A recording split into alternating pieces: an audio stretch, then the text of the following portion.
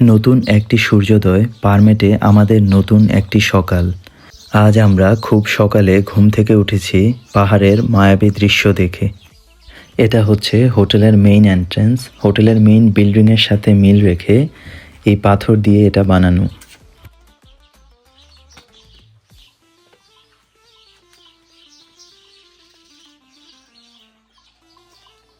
এমনিতেই গতরাতে হোটেলে গেস্টের সংখ্যা অনেক কম ছিল, তার উপরে এটা যেহেতু খুব আর্লি মর্নিং, সবাই ঘুমাচ্ছে, তাই এই মুহূর্তে পাখির ডাক ছাড়া আর কোনো শব্দ কানে আসছে না। চারদিক দেখে মনে হচ্ছে ভর দুপুর, কিন্তু এখন সবেমাত্র সকাল 6:30 বাজে। সূর্যের আলো অনেক উজ্জ্বল মনে হলেও তাপ খুব বেশি একটা নেই। সকালের একটা শান্ত মৃদু বাতাস বয়ে যাচ্ছে, সব মিলিয়ে চমৎকার এক অনুভূতি। হোটেলের সামনে নানা রঙের ফুল ফুটে আছে, আর এই ফুলগুলো যেন শান্ত পরিবেশে প্রাণ চাঞ্চল্য এনে দিচ্ছে। দূরে ওই আকাশচুম্বী পাহাড়গুলোকে সূর্যের আলোর নিচে মিস্টিরিয়াস লাগছে।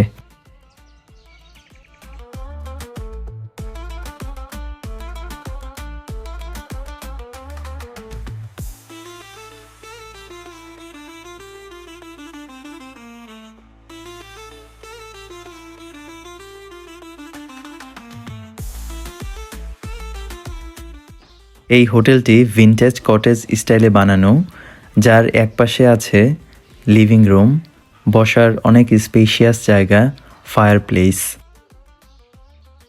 আর অন্য পাশে আছে 2টি ডাইনিং টেবিল। যারা ভিতরে বসতে চায় তারা ভিতরে বসে খেতে পারে, আবার বাহিরেও বসে খাবার জন্য অ্যারেঞ্জমেন্টস রয়েছে।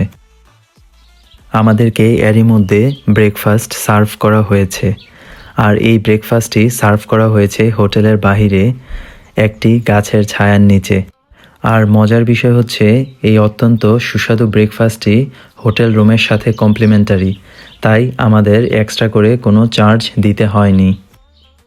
মনিরা খাবার পেয়ে অনেক খুশি। আসলে যাই বলেন না কেন, এরকম একটা পরিবেশে বসে খাবার খেতে পারাটা একটা অন্যরকম অনুভূতি।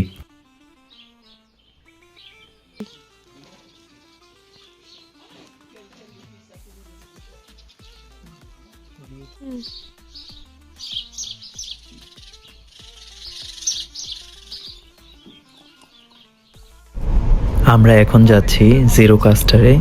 জেরোকাস্টারে অটোমান সাম্রাজ্যের একটি অত্যন্ত বড় এবং সুন্দর ক্যাসেল রয়েছে। এটা ক্যাসেলের বাইরে ফ্রি পার্কিং, কিন্তু পার্কিং স্পেস খুবই সীমিত। এটা হচ্ছে ক্যাসেলের প্রবেশদ্বার, যার বাইরে বড় করে লেখা ছবি এবং ভিডিও করা সম্পূর্ণ নিষেধ, কিন্তু যার কোনোটিরই কেউ মানছে না। জেরোকাস্টার ক্যাসেলটি দক্ষিণ অ্যালবেনিয়ার ড্রিনো উপত্যকার উপরে প্রায় 336 মিটার উচ্চতায় অবস্থিত।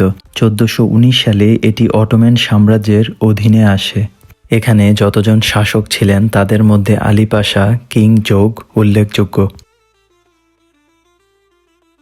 ক্যাসেলটির ভিতরে এখনও সগৌরবে দাঁড়িয়ে আছে পুরনো কামান, বিশাল স্ট্যান্ডগান, যেটা আজও মনে করিয়ে দেয় কতটা শক্তিশালী ছিল এই দুর্গের প্রতিরক্ষা ব্যবস্থা।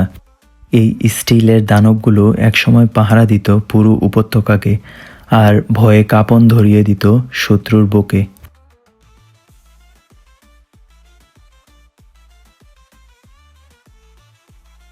এই ক্যাসেলটিকে বালকান অঞ্চলের সবচেয়ে বড় ক্যাসেলগুলোর একটি হিসেবে বিবেচনা করা হয়।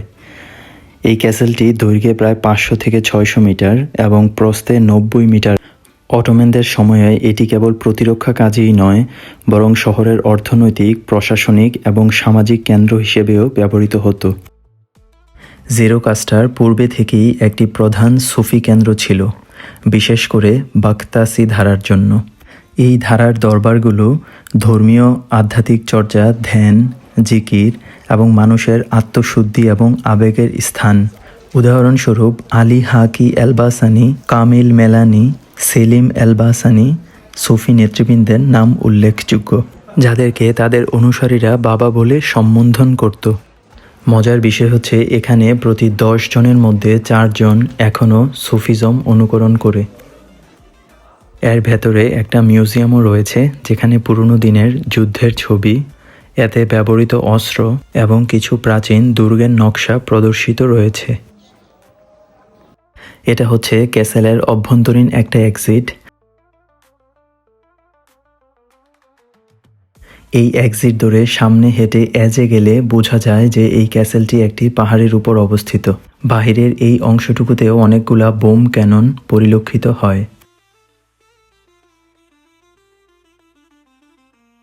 জিওকাস্টার ক্যাসেল পাহাড়ের পাদদেশে ওল্ড টাউন দেখতে পাওয়া যায়। স্টোনি অটোম্যান যুগের ঘরবাড়ি, সরু রাস্তা, পুরনো বাজার ইত্যাদি একে ছবির মতো একটি সুন্দর গ্রামে পরিণত করেছে। এই টাউনটি ইউনেস্কোর ওয়ার্ল্ড হেরিটেজ সাইট নামে স্বীকৃত।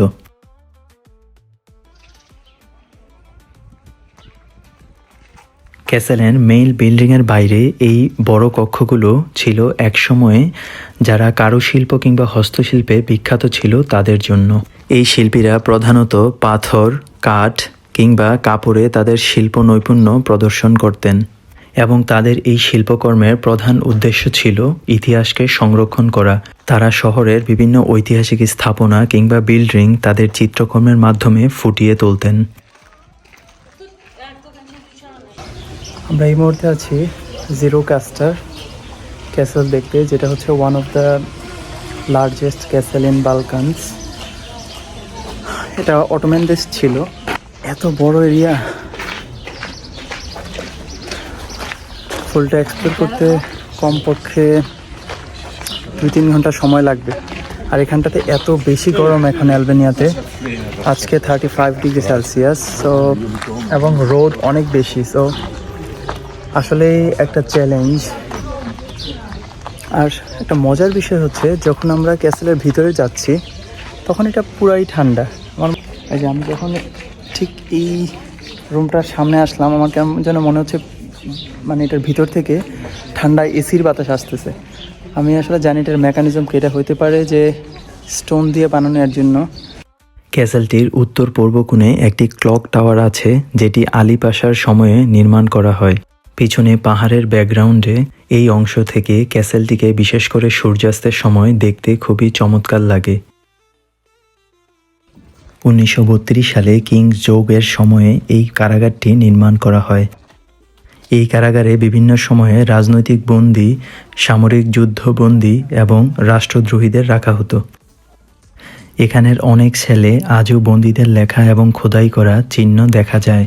ভেতরে প্রবেশ করলে হালকা ঠান্ডা, অন্ধকার আর এক ধরনের নীরব ভয় কাজ করে।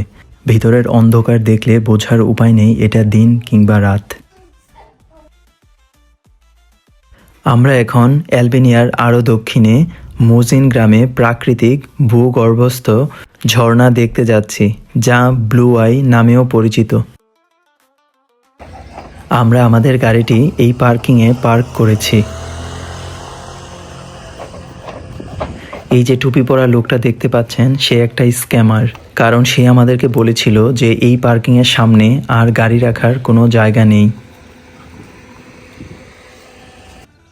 কিন্তু পায়ে হেঁটে অল্প কিছু দূর আসার পরই আমরা দেখতে পেলাম অনেকগুলো ফ্রি রোড সাইড পার্কিং।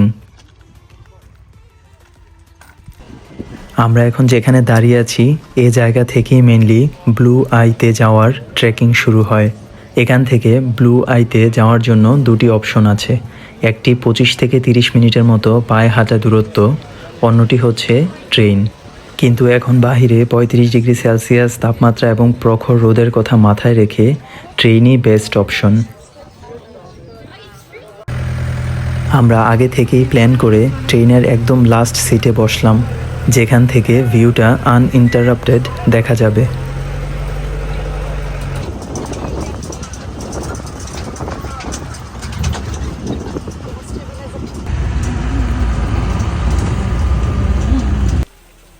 প্রায় 8-10 মিনিটের মতো জার্নি শেষে আমরা এখন ব্লু আই এরিয়াতে আছি। বাহিরে এত প্রখর রোদ যে ছাতা ছাড়া হাঁটার কথা কল্পনাও করা যাচ্ছে না। এই যে এই সাইনবোর্ড থেকে 30 মিটার সামনে ব্লু আই।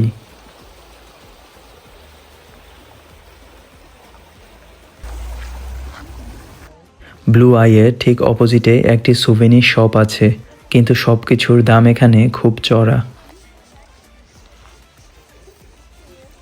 আর অবশেষে এই হচ্ছে পৃথিবীর বুক চিরে উঠে আসা সেই ঝর্ণা। ওই দূরে যেই ওয়াচ টাওয়ারটি দেখা যাচ্ছে, আমরা এখন সেখানে যাব। আর এটা হচ্ছে ওয়াচ টাওয়ার থেকে ব্লু আইয়ের ভিউ। ব্লু আই সম্পূর্ণ প্রাকৃতিকভাবে আন্ডারগ্রাউন্ড লাইমস্টোন কিংবা পাথরের ফাটলের মাধ্যমে গড়ে উঠেছে। পাথরগুলোর মধ্যে দিয়ে পানির নিচের ভূগর্ভস্থ সংগ্রহস্থল থেকে পানি উপরে প্রচণ্ড চাপে উঠে আসে। এখানের পানি খুবই ঠান্ডা, সারা বছর গড়ে 10 থেকে 13 ডিগ্রি সেলসিয়াসের মতো তাপমাত্রা হয়ে থাকে। এর গভীরতা আনুমানিক 50 মিটারেরও বেশি, যা প্রায় 17 তলা বিল্ডিংয়ের সমান। এখানে পানি প্রবাহের পরিমাণ এত বিশাল যা সামনাসামনি না দেখলে অনুধাবন করা অসম্ভব। প্রতি সেকেন্ডে গড়ে প্রায় 18,400 লিটার পানি মাটির নিচ থেকে প্রবাহিত হয়। এখানের পানি এত বিশুদ্ধ এবং পরিষ্কার যে ছোট্ট একটি মোটরের মাধ্যমে পানি নিয়ে পার্শ্ববর্তী রেস্টুরেন্ট কিংবা লোকালয়ের মানুষজন তাদের পানির প্রয়োজনীয়তা মেটাতে পারে।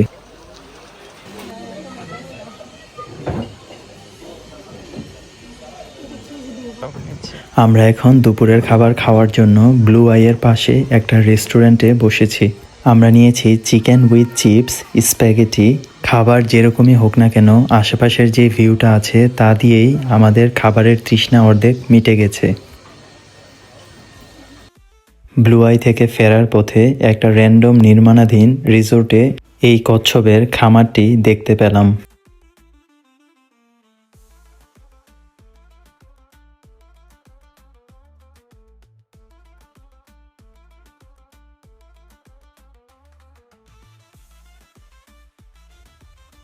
আমরা এই মুহূর্তে আছি অত্যন্ত জনপ্রিয় এবং পর্যটনবহুল শহর সারান্ডেতে।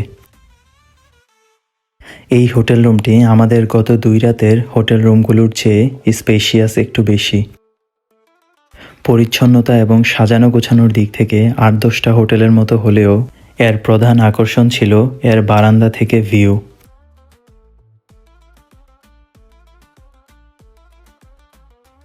আমরা গত কয়েকদিন পাহাড় দেখতে দেখতে অবশেষে সমুদ্রের দেখা পেলাম। এখানটায় বসার জন্য চেয়ার টেবিলেরও ব্যবস্থা রয়েছে।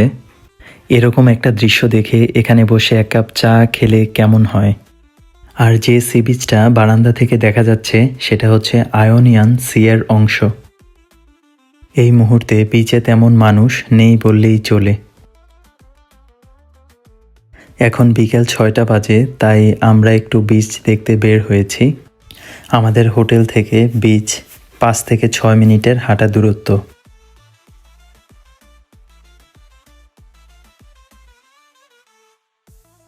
আমাদের প্ল্যান ছিল হোটেল থেকে বের হয়ে একটু সমুদ্রের পানিতে গা ভেজানো, কিন্তু এখন বাইরে এসে দেখি সূর্য যেহেতু অস্ত চলে গিয়েছে এবং বাতাসটা খুব ঠান্ডা, সো এখনও আমি নিশ্চিত না যে পানির টেম্পারেচার কেমন হবে।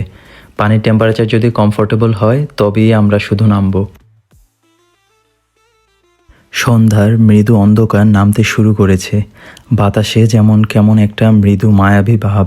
সমুদ্রের পানিও বেশ ঠান্ডা, তাই আমরা পানিতে না নেমে এখানে বসে সমুদ্রের সৌন্দর্য উপভোগ করব। আমরা সন্ধ্যার পর সারান্ডের রাস্তায় হাঁটতে হাঁটতে এই সুন্দর রেস্টুরেন্টটি চোখে পড়ল। আমরা এখানে আমাদের রাতের খাবার সেরে নিব। এই হচ্ছে আজকে রাতে আমাদের খাবারের আয়োজন। অনেক দূর থেকে কনসার্টের গানের আওয়াজ আমাদের কানে আসছে। আমরা খাওয়ার পর ওই দিকটাও একটু ঘুরে দেখব। আমরা এখন রাতে ডিনার করার জন্য একটা র্যান্ডম রেস্টুরেন্টে আসছি। হাঁটতে হাঁটতে রেস্টুরেন্টটা দেখতে খুব পছন্দ হয়েছে, তার জন্য আমরা চলে আসছি। রেস্টুরেন্টের নাম এখানে আমি দেখতেছি on Hazmi lounge bar and restaurant. তো অ্যালবেনিয়ায় ট্রেডিশনাল ফুডগুলো আমাদের কিছু ট্রাই করা হয়েছে এই কয়েকদিনের মধ্যে, তো ওরা আমাদেরকে এটা সাজেস্ট করলো। এটার নাম হচ্ছে যে মুসাকা। তো চলেন ট্রাই করি এবং দেখি কি অবস্থা। সেটা দেখতে হচ্ছে অনেকটা এরকম সাজানোটা। স্টার্ট।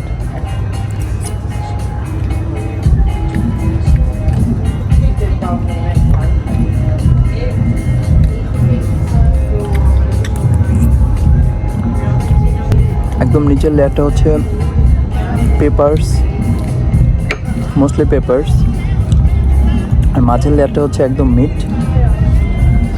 আর উপরের যেই স্লাইসটা, এটা আমার মনে হচ্ছে চিজ। খুবই ভালো, খুবই ভালো লাগতেছে।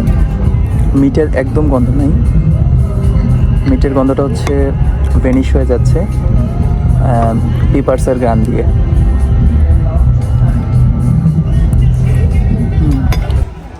আমরা এই মুহূর্তে আছি বিচ মার্কেট, এটা পায়ার মার্কেট নামেও পরিচিত।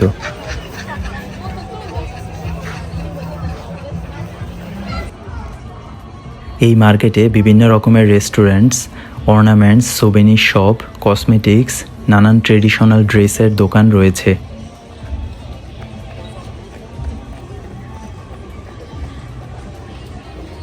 এই জায়গাটা এত হ্যাপেনিং এবং লাইটিংসগুলো এত চমৎকার, যা আপনার মুডকে ভালো করার জন্য যথেষ্ট। যারা পরদিন ওয়াটার স্পোর্টস কিংবা বোট ট্রিপে যেতে চায়, তাদের জন্য এই ছোট ছোট ডেস্কে যারা বসে আছে তারা বুকিং নিয়ে থাকে। এটা একটা ফ্লোটিং বার অ্যান্ড রেস্টুরেন্ট, যেখানে ওরা সমুদ্রে ঘোরাবে এবং খাবার সার্ভ করবে। আমরা এখন চলে এসেছি কনসার্টে। আসলে এটা একটা ফিশ ফেস্টিভ্যাল, যেটা ইয়ারলি সারান্ডেতে হয়ে থাকে।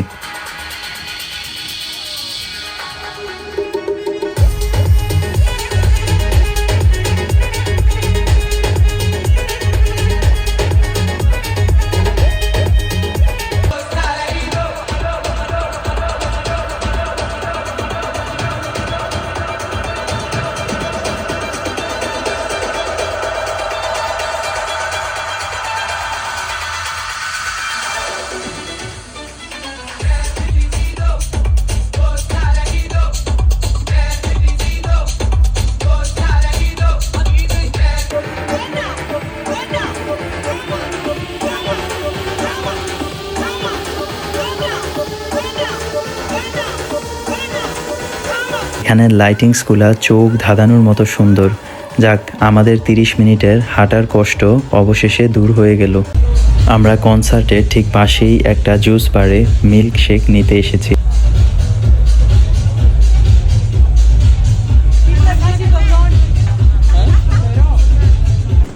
এখন রাত 12:30 এবং এই ফায়ার ওয়ার্কসের মধ্যে দিয়ে কনসার্টে সমাপ্তি হলো।